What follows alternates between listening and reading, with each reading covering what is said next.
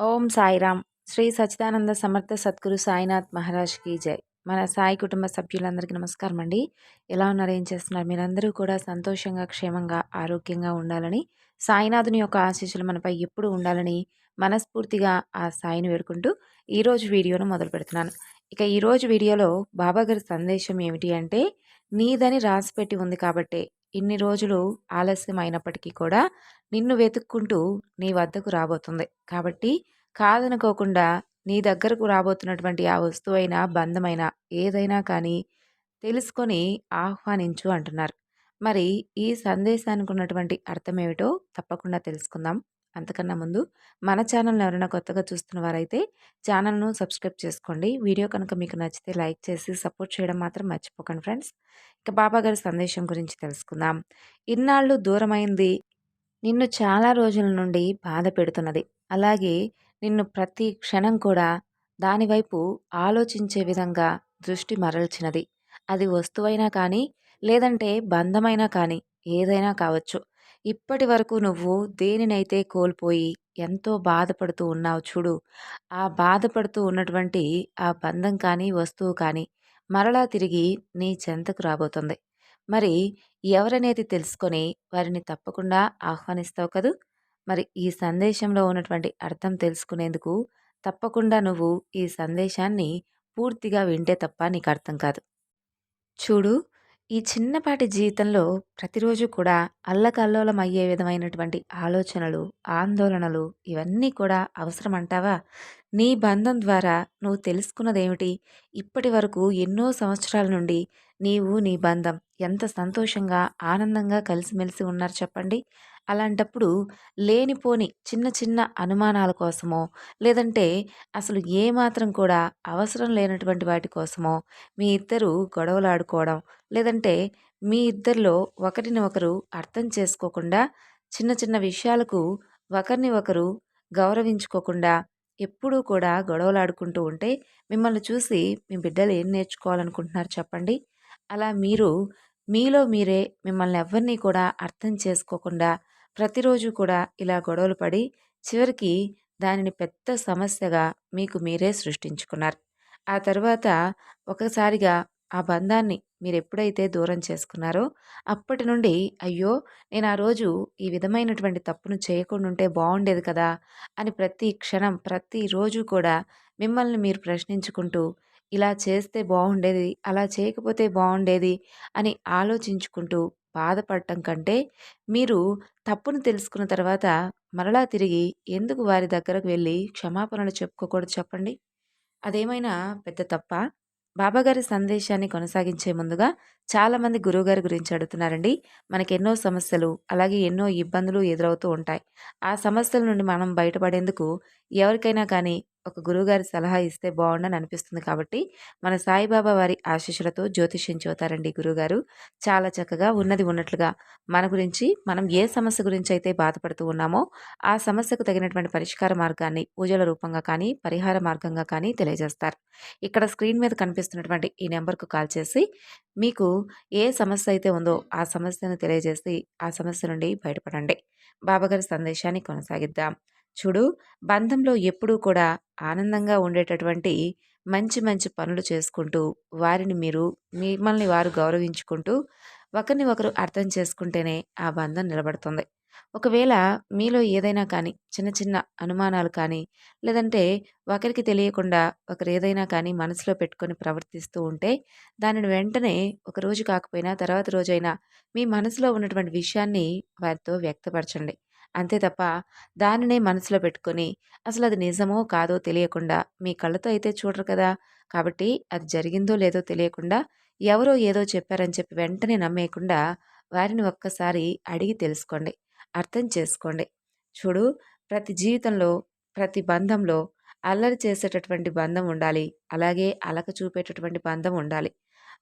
అదంతా కూడా కేవలం అరక్షణంలో మాత్రమే ఆవిరైపోయేటటువంటి కోపాలుగా ఉండాలి కానీ, ఇలా జీవితాంతం కూడా దెబ్బలాడుకుంటూ ఒకరిని ఒకరు అర్థం చేసుకోకుండా, దూరం చేసుకొని, మరలా వారి కోసం బాధపడుతూ, మిమ్మల్ని మీరు బాధ పెట్టుకునేలా మాత్రం ఉండకూడదు.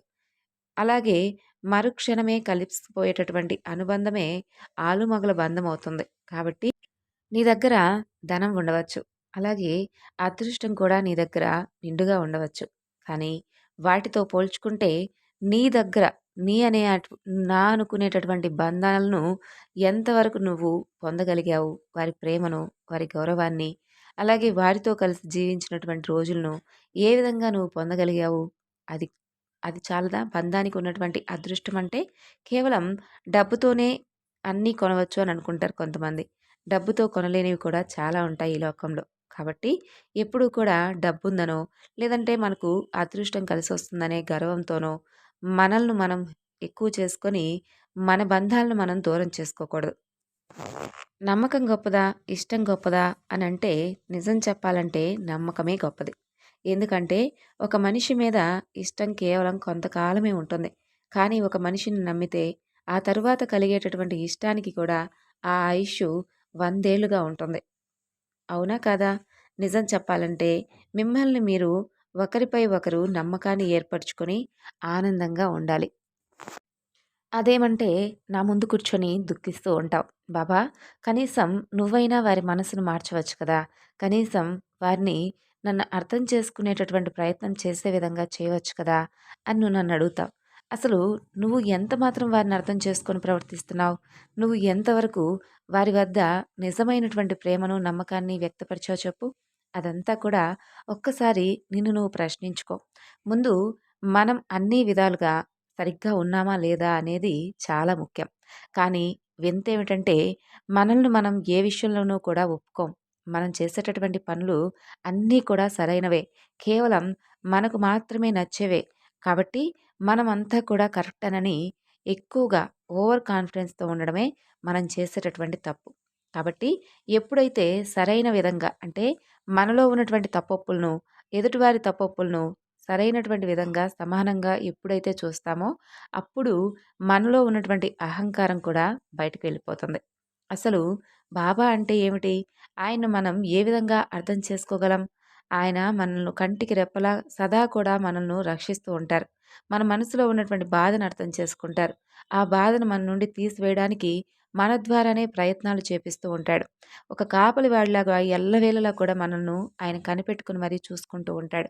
మరి అంతటి పరమమూర్తి ఉండగా మనం ప్రతి క్షణం కూడా ఎందుకు దేని గురించి ఎక్కువగా బాధపడుతూ ఉండాలి?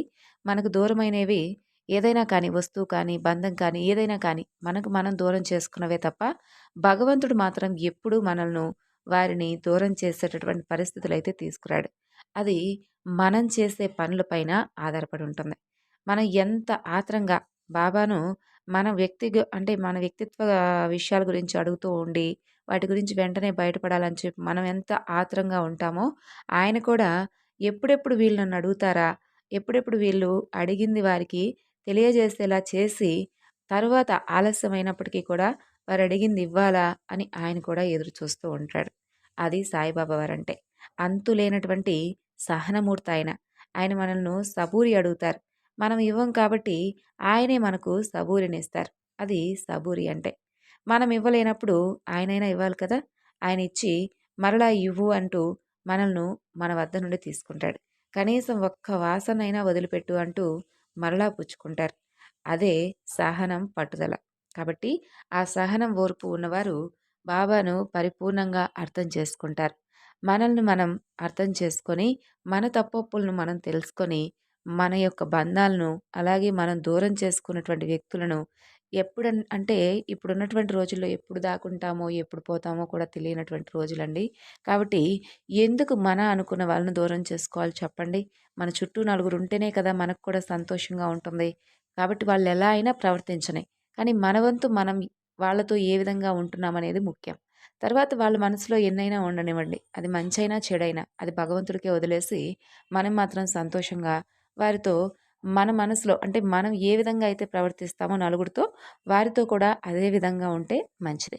కాబట్టి నీ వరకు వస్తున్నటువంటి ఆ బంధాన్ని మరలా దూరం చేసుకొని జీవితాన్ని పాడు చేసుకోవద్దు అంటున్నారు బాబా. ఉన్నటువంటి ఈ చిన్నపాటి జీవితంలో మంచిగా ఆనందంగా జీవించండి. చిన్న చిన్న విషయాలకు కొంతమంది జీవితాలను కోల్పోతూ ఉంటారు కదా! అలాంటి వారి కోసం ఈ మంచి సందేశాన్ని అందించారు. మరి అలాంటి చిన్న చిన్న విషయాలకే జీవితాన్ని అల్లకల్లోలం చేసుకోకుండా మంచిగా బిడ్డలను చూసుకుంటూ వారు కూడా మనల నుండి నేర్చుకోవాల్సినవి చాలా ఉంటాయి కాబట్టి వారు మనల్ని చూసి ఎగతాళి చేసే విధంగా ఇదా మన తల్లిదండ్రులు ఈ విధంగా ప్రవర్తిస్తున్నారని వారు అనిపించకుండా మనమైతే సంతోషంగా ఉండమని చెప్తున్నారు. ఈ సందేశం మీ అందరికీ నచ్చిందనుకుంటున్నాను. నచ్చితే తప్పకుండా మరికొంతమందికి షేర్ చేయండి. మరొక చక్కని బాబాగారి సందేశంతో మరలా కలుసుకుందాం. అంతవరకు నమస్కారం. ఓం సాయిరాం. సర్వే జనా సుఖినో భవంతు.